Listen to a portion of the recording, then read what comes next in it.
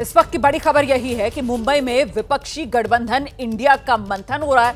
आज जो लोगो जारी किया जाना था विपक्षी गठबंधन का, वो जारी नहीं होगा। इस सब के बीच वन नेशन वन इलेक्शन वाली खबर जिस तरीके से आज सुबह सामने आई कि सरकार की तरफ से कमेटी का गठन कर दिया गया है, जिसका अध्यक्ष पूर्व राष्ट्रपति रामनाथ कोविंद को बनाया गया है, उसके बाद सियासी प्रतिक्रियाएं सामने आ रही हैं। शिवसेना उद्धव बालासाहेब ठाकरे गुट के सांसद हैं संजय राउत, उनका सरकार पर बड़ा हमला। संजय राउत कह रहे हैं चुनाव को आगे धकेलने का यह षड्यंत्र है। वन नेशन वन इलेक्शन, ठीक उससे पहले फेयर इलेक्शन हमारा नारा।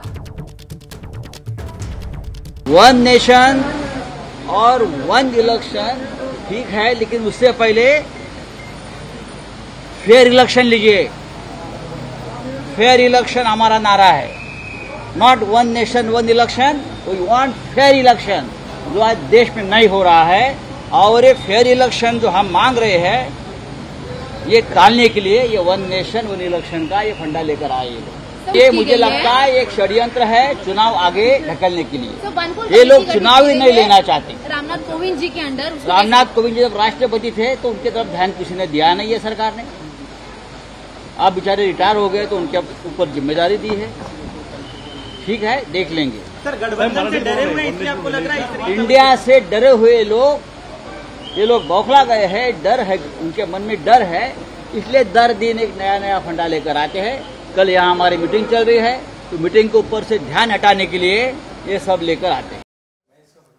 तो ये संजय राउत को आप सुन रहे थे, जो कह रहे हैं कि साहब इंडिया गठबंधन से सरकार डर गई है, चुनाव कराना नहीं चाहती है सरकार, चुनाव टालने की ये साजिश है। One nation one election. हम सीधे आपको लेकर चलते हैं, हमारे तमाम सहयोगी इस वक्त हमारे साथ मौजूद हैं। लेकिन आशीष, सवाल तो पलटकर ये पूछा जाएगा ना संजय राउत से कि साहब ऐसा क्या हो गया कि इंडिया गठबंधन को वो जो लोगो जारी करना था उसी पर आप लोग सहमति नहीं बना पा रहे हैं? आशीष,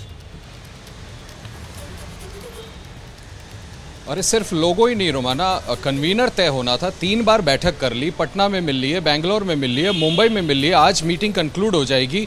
एक भी स्ट्रांग डिलीवरेबल नहीं है। जहाँ तक मेरी जानकारी है, एक कोऑर्डिनेशन कमेटी बना दी जाएगी, 3 सब कमिटीज़ बना दी जाएंगी।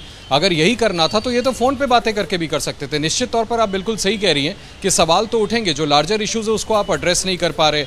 अब सरकार की तरफ से कोई बड़ा कदम उठाया जा रहा है तो उसका क्यूट क्रिटिसिज्म किया जा रहा है। खैर, वो पॉलिटिकल बैटल है। इंडिया अलायंस को लेकर के मैं आपको बोलूं तो निश्चित तौर पर ये कॉन्ट्रडिक्शन दिखाता है। आपसी सहमति ही नहीं बन पा रही है। अभी मैं देख रहा था कि मृत्युंजय जानकारी दे रहे थे कि 4-6 लोगोस बनाए गए थे।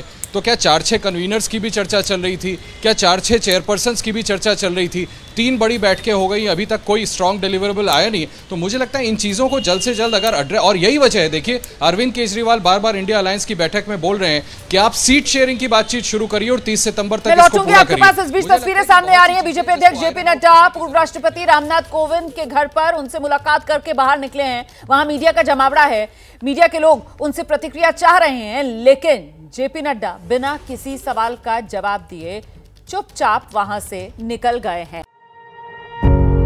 पत्रकारिता कोई इमोशन नहीं है, ना अपना कोई ज्ञान देना है और ना कोई विचार थोपना है। पत्रकारिता क्या है? पत्रकारिता का मतलब है सही जानकारी इकट्ठा करना और तथ्य बताना। पत्रकारिता आज जितने महत्वपूर्ण दौर में है, शायद पहले नहीं थी। इस दौर से निकलने के लिए सिर्फ सच दिखाने की जरूरत है, वो सच जो आपके हित को आगे रखे। इसलिए अब रात 9 बजे प्राइम टाइम नहीं होगा, ये आपका टाइम है। जगविंदर पटियाल के साथ देखिए पब्लिक इंटरेस्ट, सोमवार से शुक्रवार रात 9 बजे सिर्फ एबीपी न्यूज पर।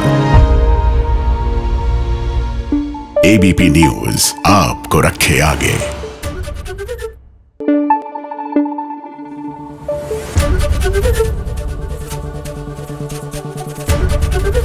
एबीपी न्यूज आपको रखे आगे।